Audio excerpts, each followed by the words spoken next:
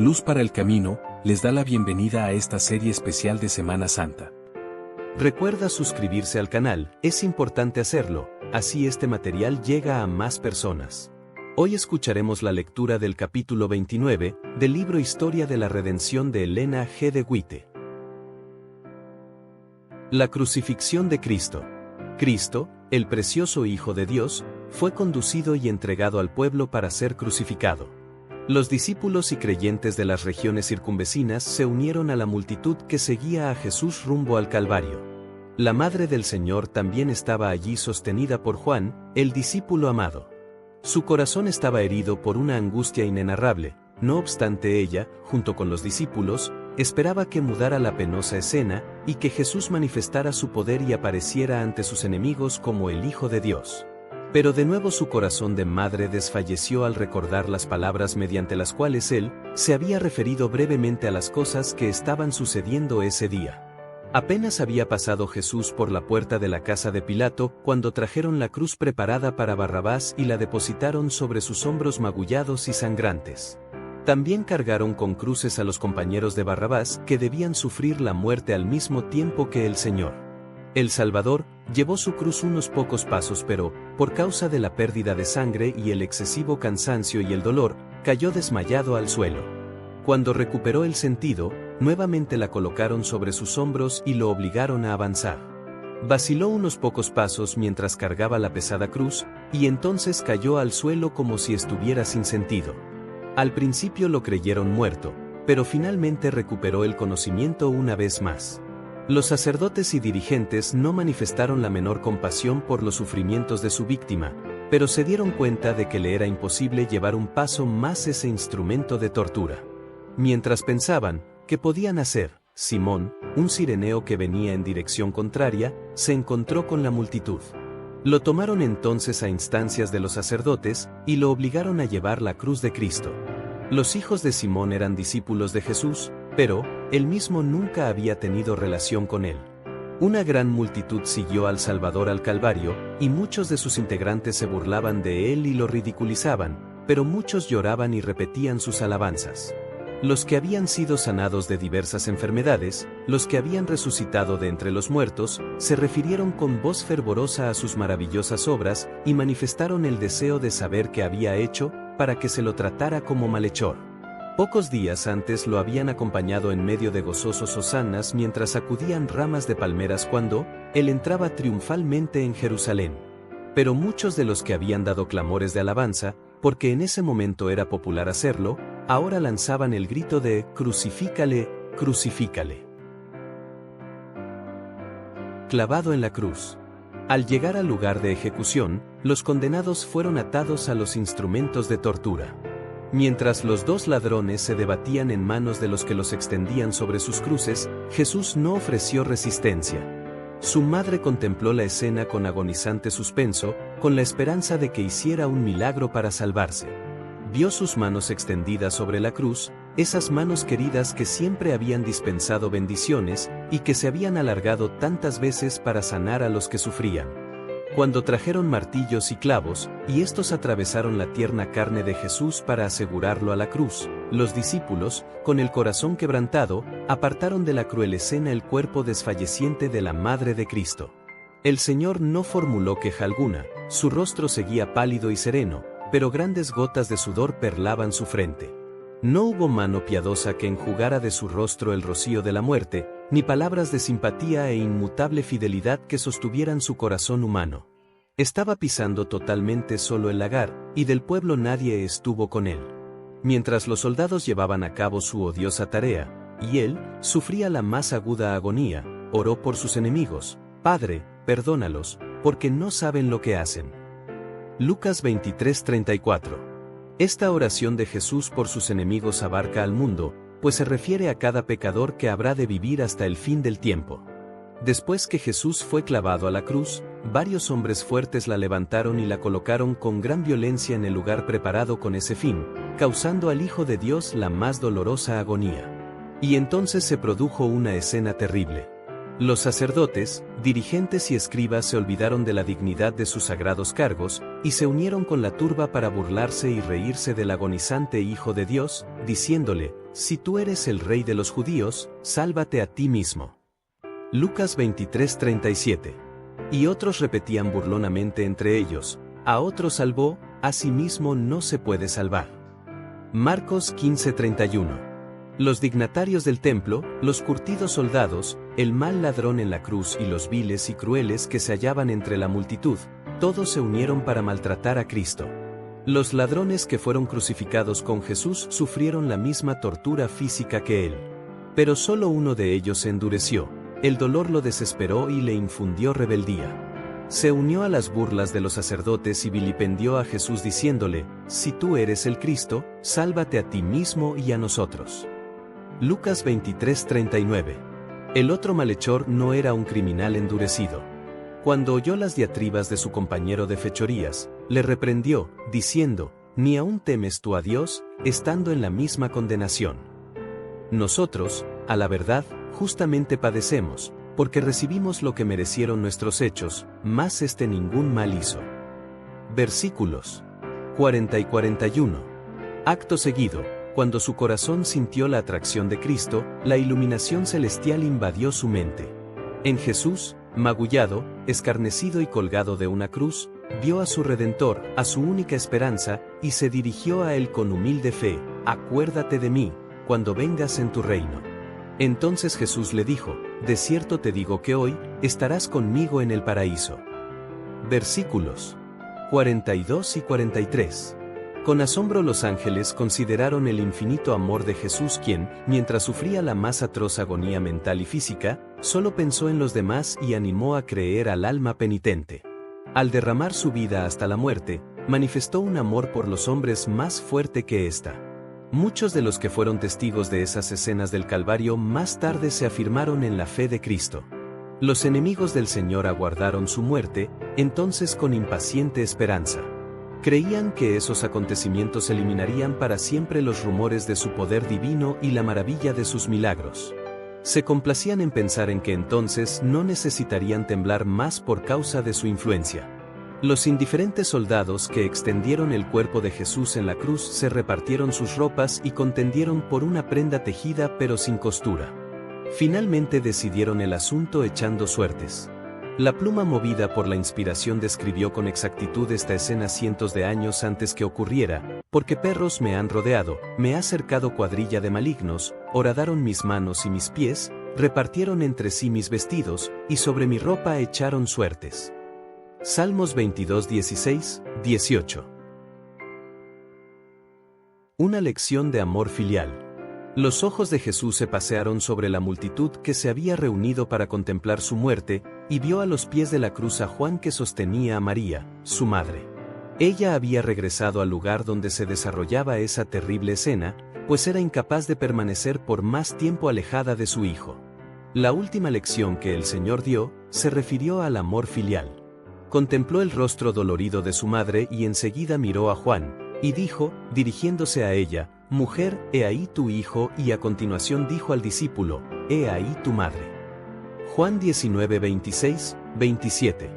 Juan comprendió perfectamente las palabras de Jesús y el sagrado cometido que se le había confiado. Inmediatamente alejó a la madre de Cristo de la terrible escena del Calvario. Desde ese momento la cuidó como si fuera un hijo solícito, y la llevó a su propia casa. El perfecto ejemplo de amor filial dado por Cristo resplandece sin haber perdido su fulgor en medio de las penumbras del pasado. Mientras soportaba aguda tortura, no se olvidó de su madre, e hizo todas las provisiones necesarias para asegurar su futuro. La misión de la vida terrenal de Cristo estaba casi terminada. Tenía la lengua seca y exclamó, «Sed tengo». Empaparon una esponja con vinagre y hiel, y se la ofrecieron para que bebiera. Cuando la probó, la rechazó. Y entonces el Señor de la vida y la gloria comenzó a agonizar como rescate por la especie humana. El sentimiento de pecado, que acarreó la ira del Padre sobre el sustituto del hombre, contribuyó a que la copa que bebía fuera tan amarga, y quebrantó el corazón del Hijo de Dios. En su condición de sustituto y seguridad del hombre, la iniquidad de éste fue depositada sobre Cristo, se lo contó entre los transgresores para que pudiera redimirlos de la maldición de la ley. La culpa de cada descendiente de Adán de todas las épocas oprimía su corazón, y la ira de Dios y la terrible manifestación de su disgusto frente a la iniquidad, llenaron de consternación el alma de su Hijo. El apartamiento del rostro divino de junto al Salvador en esa hora de suprema angustia, atravesó su corazón con un pesar que jamás podrá comprender plenamente el hombre. Cada espasmo soportado por el Hijo de Dios en la cruz, las gotas de sangre que fluyeron de su frente, sus manos y sus pies, las convulsiones de agonía que sacudieron su cuerpo y la ineludible angustia que llenó su alma cuando su Padre ocultó su rostro de él, hablan al hombre diciéndole: por amor a ti el Hijo de Dios consintió en permitir que estos terribles crímenes fueran depositados sobre él, por ti saqueó los dominios de la muerte y abrió las puertas del paraíso y la vida inmortal. El que calmó las airadas olas por medio de su palabra y caminó por las ondas coronadas de espuma, que hizo temblar a los demonios y logró que huyera la enfermedad al toque de su mano, el que resucitó muertos y abrió los ojos de los ciegos, se ofreció en la cruz como el único sacrificio en lugar del hombre. Él, el portador del pecado, soportó el castigo legal que merecía la iniquidad, y se hizo pecado por el hombre. Satanás hirió el corazón de Jesús con sus fieras tentaciones. El pecado, tan aborrecible a su vista, se acumuló sobre él hasta que gimió bajo su peso. No es maravilla que su humanidad temblara en esa hora terrible. Los ángeles fueron testigos asombrados de la desesperada agonía del Hijo de Dios, mucho mayor que su dolor físico que casi no sentía. Las huestes celestiales se cubrieron el rostro para no ver algo tan terrible. La naturaleza inanimada manifestó simpatía hacia su agonizante e insultado autor. El sol no quiso contemplar la terrible escena. La plenitud de sus rayos resplandecientes estaba iluminando la tierra a mediodía, cuando de repente pareció desaparecer. Espesas tinieblas, como si fueran un sudario, rodearon la cruz y toda la zona circundante. Las tinieblas duraron 3 horas completas. A la hora nona la terrible oscuridad desapareció para la gente, pero siguió envolviendo al Salvador como si fuera un manto. Los furiosos relámpagos parecían dirigidos contra él, mientras yacía colgado de la cruz. Entonces Jesús clamó a gran voz, diciendo: Eloi, Eloi, ¿lama sabactani? Que, traducido es: Dios mío, ¿por qué me has desamparado? Marcos 15:34. Consumado es. En silencio la gente contempló el final de esa impresionante escena. De nuevo el sol resplandeció, pero la cruz siguió rodeada de tinieblas. De repente la oscuridad se apartó de la cruz, y con tonos claros, como de trompeta, que parecían proyectar sus ecos por toda la creación, Jesús exclamó: consumado es. Padre, en tus manos encomiendo mi espíritu. Lucas 23:46. Un halo luminoso circundó la cruz, y el rostro del Salvador brilló con una gloria semejante a la del sol. Entonces inclinó la cabeza sobre el pecho y murió. Cuando Cristo falleció, había sacerdotes que servían en el templo delante del velo que separaba el lugar santo del Santísimo.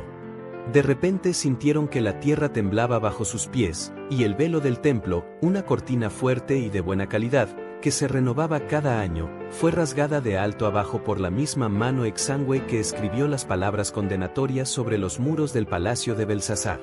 Jesús no depuso su vida hasta haber cumplido la obra que había venido a hacer, y exclamó con su último suspiro: consumado es. Los ángeles se regocijaron cuando escucharon esas palabras, porque el gran plan de redención había sido llevado a cabo triunfalmente. Hubo gozo en el cielo porque los hijos de Adán, de allí en adelante, y gracias a una vida de obediencia, podrían ser llevados finalmente a la presencia de Dios. Satanás fue derrotado y sabía que su reino estaba perdido. La sepultura. Juan no sabía qué medidas había que tomar con respecto al cuerpo de su amado maestro. Temblaba al pensar que podría ser manoseado por soldados rudos e insensibles, y depositado en un sepulcro indigno. Sabía que no podría conseguir favores de las autoridades judías, y muy pocos de Pilato.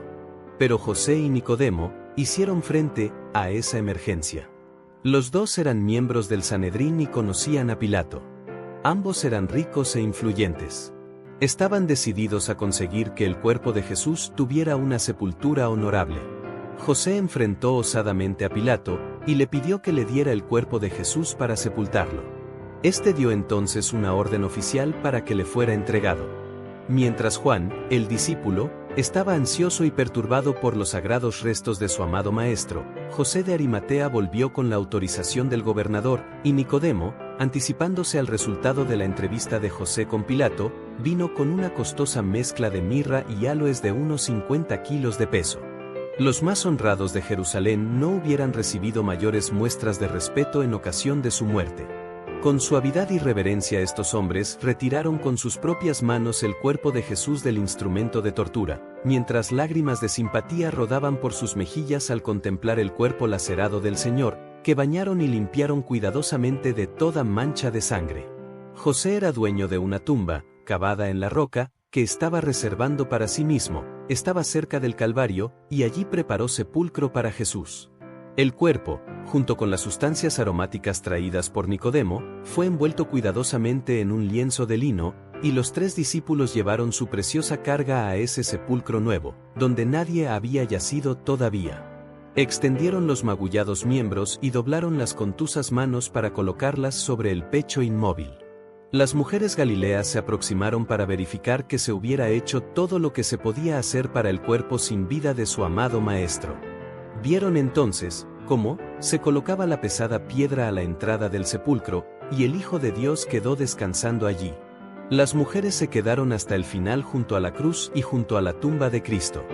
Aunque los dirigentes judíos habían llevado a cabo su malvado propósito de dar muerte al Hijo de Dios, su aprensión no disminuyó ni murió su envidia. Mezclado con el gozo de la venganza satisfecha, se hallaba siempre presente el temor de que su cadáver, que yacía en la tumba de José, surgiera de nuevo a la vida. Por lo tanto, los principales sacerdotes y los fariseos comparecieron ante Pilato, diciendo: «Señor, nos acordamos que aquel engañador dijo, viviendo aún, después de 3 días resucitaré.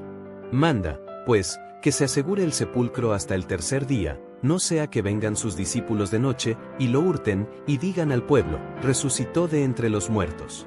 Y será el postrer error peor que el primero». Mateo 27, 62-64.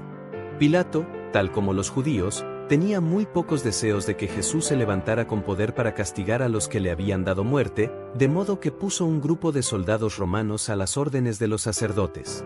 Les dijo: «Ahí tenéis una guardia, id, aseguradlo como sabéis». Entonces ellos fueron y aseguraron el sepulcro, sellando la piedra y poniendo la guardia.